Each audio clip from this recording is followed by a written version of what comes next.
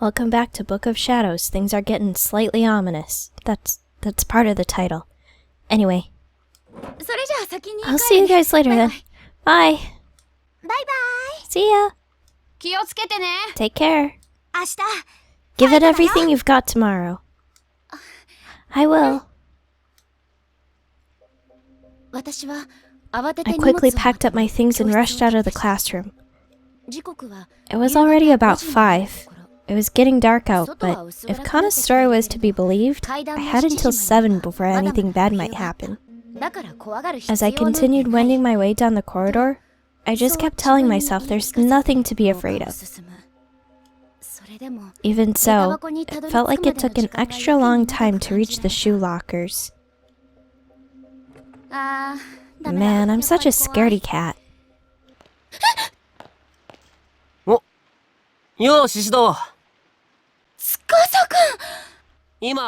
Heading home? Yep. What's with the big grin? It's nothing. Hey, why don't we walk together? At least part of the way. Sure, I don't mind. Great.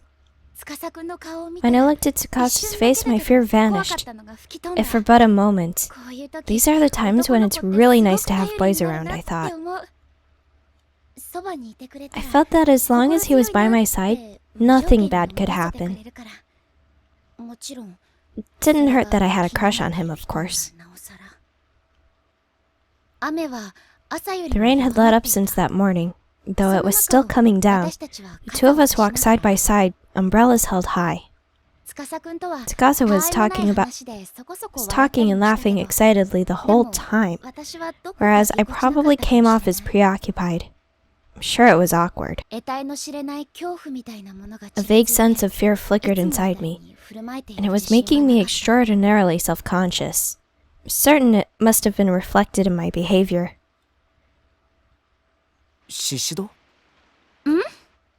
You look kind of pale. Did something happen? Hey. Yeah, something scary happened. Something scary? I probably seemed really on edge. Tsukasa was staring at me with this look of abject concern on his face. I was a little relieved that he'd asked, though. It felt good to tell him about what happened. I filled him in on all the details and explained how it related to Kana's ghost story. I did my absolute best to convey the dread I was feeling. But Tsukasa was, well... The 7 wonders of Kisaragi High, huh? Yeah. So you actually believe in that stuff? Sometimes I wish I could see the world through your eyes. You don't think it's scary? It's weird, sure, but I wouldn't call it scary. And I wouldn't worry about what that old woman said to you. I'm sure it's just a coincidence. But wouldn't it be better not to dwell on it either way? I mean, yeah, your encounter with her sounds like it was kind of unsettling, but she was probably just a little off, you know? That's not the issue here. I wasn't asking you to solve my problems for me. Look, I just wanted to vent, okay? I just wanted you to listen. What do you mean? That's what I've been doing. No, not like that.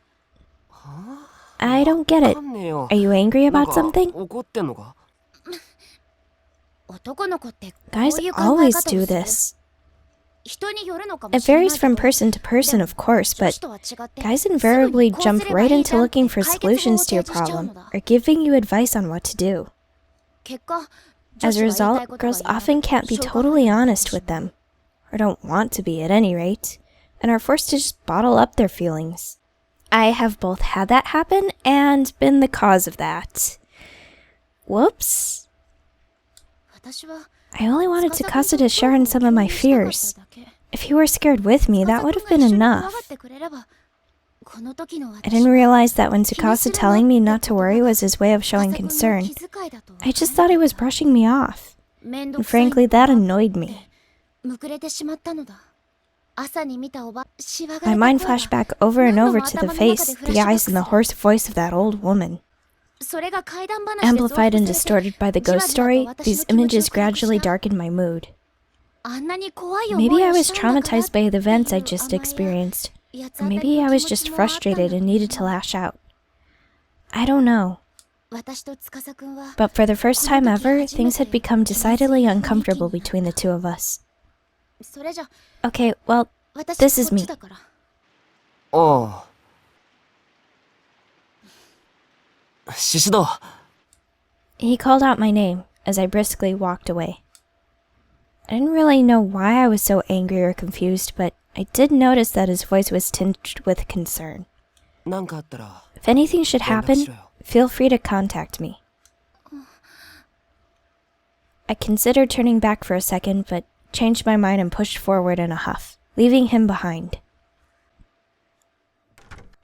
I'm home. Yui, welcome back. Greeting me at the door, my mother wore a somber expression. I could tell right away that something bad had happened. I stared at her with scrunched eyebrows for an awkwardly long time before she eventually, reluctantly opened her mouth to speak. About that old woman from this morning. Yeah? The hospital contacted me. She passed away a short while ago. I'm so sorry. You need to stay focused on tomorrow's exam right now, though. Yeah. We should put this unpleasantness behind us. I'm getting dinner started now, so how about you go and get changed? Okay. I'll be in my room. I'll call you.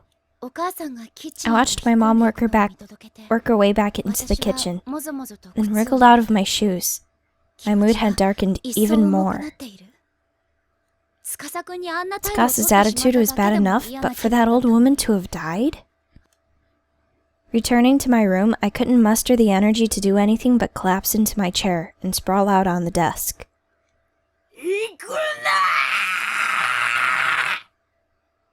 The last thing the old woman had said to me echoed again and again in my mind. I began wishing I'd taken her more seriously. I should have accepted the paper doll and thanked her. I should have reassured her I wouldn't go to Heavenly Host Elementary. I mean, the place didn't even exist anymore, for goodness sake. I was exhausted. It was a hell of a day, and I no longer even had the energy to move. I needed to change out of my school clothes, but still sprawled out on the desk, my eyelids drooped and closed. I was out.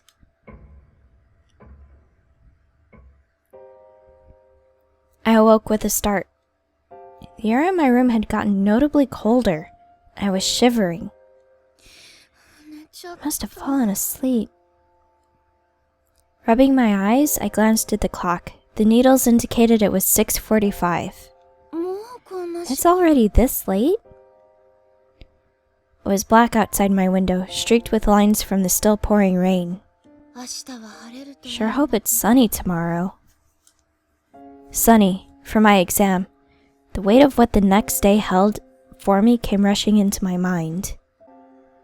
I'd practiced the interview process with my teachers quite thoroughly, but I was still really nervous. Okay, I need to make sure I'm ready for tomorrow. There was still a little time before dinner. My mind swimming, I decided I'd take this opportunity to clean out the notes and textbooks I wouldn't need tomorrow from my bag. Let's see, student ID needs to stay, obviously. Handkerchief, tissues. Gotta make sure I don't forget my exam ticket.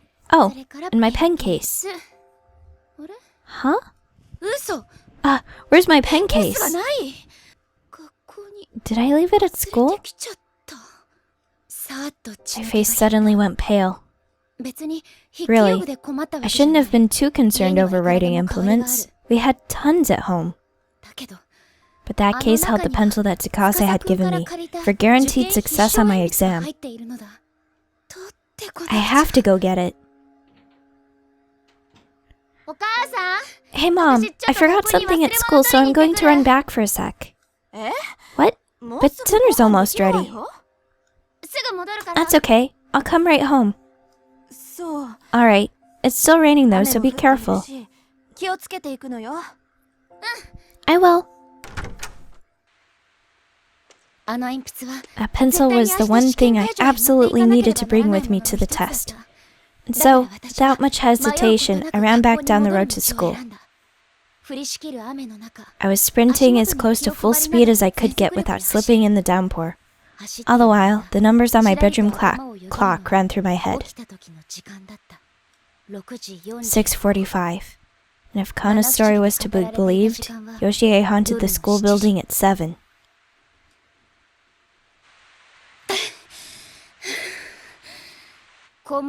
As soon as I arrived at the gate, I glanced up at the large clock adorning the schoolhouse. It was now 6:55. Yoshie after school. I went over the whole scenario in my head again, as best as I could recall it. After classes, on a rainy day in October, 7 at night. Did that old woman somehow know this would happen? Get a hold of yourself, Yui. It's just some old campfire tale. I was talking to myself, reprimanding myself in an effort to quell up the fear that was welling up in the pit of my stomach. There wasn't a soul to be seen on the grounds.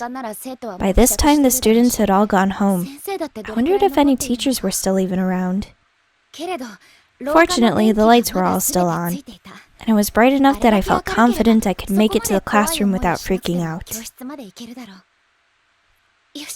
Okay, I'll just run up, grab the case, then come right back down. I folded up my soaked umbrella and left it on the rack by the entrance, then changed it into my indoor shoes. Then, entering the brightly lit hall, I took another look around. Right. Guess I was right. Nobody's home. My deep sigh echoed through the deathly silent corridor. Ordinarily, the din of the students would drown out noises like this, but every little sound was coming through crystal clear at this late hour. I need to hurry. It's almost 7. I quickly beelined toward classroom 3-4. About that old woman from this morning. She passed away a little while ago. It said that one day after school, a female teacher who had been patrolling the ground slipped and fell down the stairs and died. The accident took place on a rainy October day, just like this one, and occurred just after 7 at night. And supposedly, Yoshie still appears on days like this. Even unaware that she died at Heavenly Host these many years ago, she now walks the halls of Kisaragi Academy, believing them to be her own. Jeez, what the hell is wrong with me? Why am I letting this bother me so much? Tsukasa was right. I shouldn't dwell on this. Hey, I'd be freaked out too. Like, a lot. I'd just stay home, seriously. Lightning flashed and thunder resounded with impeccable timing. I jumped in spite of myself. I just need to hurry up these stairs. Grab the pen case and get the hell out of this creepy building. No ghost should show up in a well-lit building like this, right? And even if they did, they wouldn't be very scary under all these bright lights. I absolutely need that pencil for tomorrow's test. It's my good luck charm after all, and it's from Tsukasa. I picked up the pace as I continued to head straight for room 3-4.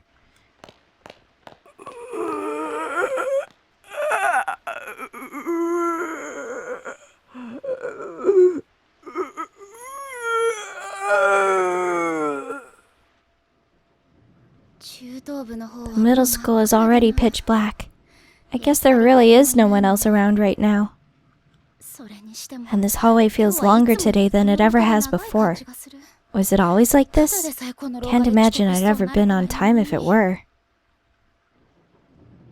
I continued my brisk walk down the impossibly long hallway toward my goal, jumping every now and again whenever another thunderclap sounded. Kisaragi Academy was comprised of both a middle school and a high school, and this evening, it really felt like it was flaunting its massive size. Didn't help that my classes was in the high school wing, which happened to be past the middle school, making it seem that much farther away.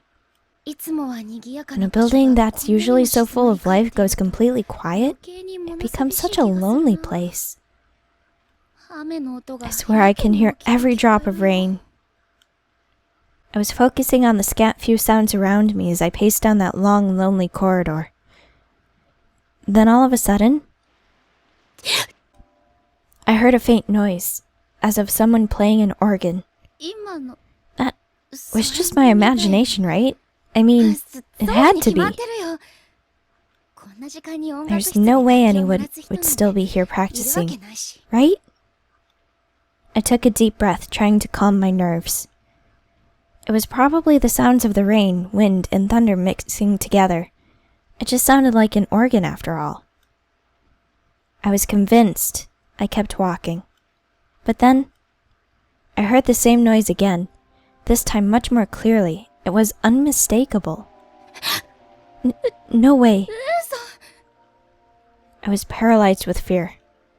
My heart was pounding as if it were struggling to break free from someone's sinister grip.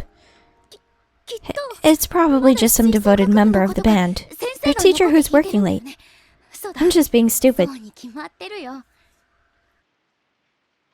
Thinking about it, I vaguely recalled someone mentioning an upcoming performance by the Wind Instrument Club. I guess an organ would qualify. Somebody must have just stayed late to practice. That's all. I can't get that ghost story out of my head. I took another deep breath and tried again to calm my overly jittery nerves. Anything could be scary if you think it is. I'd heard that if you let your imagination run too wild, fear can even make you see things that aren't there. That's true. And my imagination was most definitely running wild. I'm almost there. Might as well sprint the rest of the way. I decided to dash towards my classroom so I could get out of this hall as quickly as possible. Finally reaching that familiar door, I swiftly opened it and flicked on the lights. Alright, I made it. Now I just have to be absolutely certain I don't leave here without that pen case again. Thanks to all my unexpected pauses to freak out over thunder and lightning, it took me far longer than it should have to get here. It was already well past 7. 7 o'clock, huh? It was the appointed time when the ghost of the teacher was supposed to appear, at least according to the school legend. No undead educators here. I let out a sigh of relief and relaxed my shoulders a bit.